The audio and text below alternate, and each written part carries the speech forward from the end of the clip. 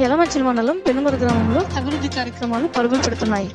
గ్రామ పాలనంతా ఒకే గొడుగు కిందకు తీసుకురావాలన్న లక్ష్యంతో సచివాలయాలకు శాశ్వత భవనాలను నిర్మిస్తున్నారు.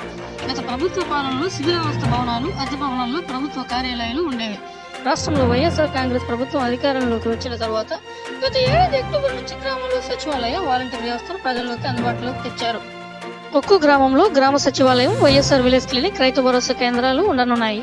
ఒక్కో సచివాలయాన్ని 40 లక్షల రూపాయల వ్యయంతో 2 అంతస్తులతో నిర్మిస్తున్నారు.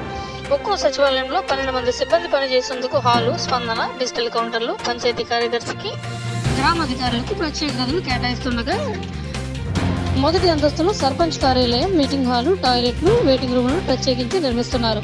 ఇదిలో ఉండగా పెనుమరు గ్రామంలో వైఎస్ఆర్ క్లినిక్ నిర్మాణ పనులు కూడా చురుగ్గా సాగుతున్నాయి. ప్రతి 2500 మంది జనాభాకు ఒక వైఎస్ఆర్ విలేజ్ క్లినిక్ అందుబాటులో ఉంటుంది. చిన్న చిన్న జబ్బులకు కూడా 10 కిలోమీటర్ల దూరంలో ఉండే పిహెచ్సికి వెళ్లాల్సిన ఇబ్బందులు ఉండవు. ప్రతి క్లినిక్ లోనూ బీఎస్సీ నర్సింగ్ అర్హత కలిగిన మిడ్ లెవెల్ హెల్త్ ప్రొవైడర్ నియమిస్తారు. ప్రస్తుతం ఉన్న ఏఎన్ఎంతో పాటు హెల్త్ అసిస్టెంట్, ఆశా వర్కర్లు క్లినిక్ లో ఉంటారు.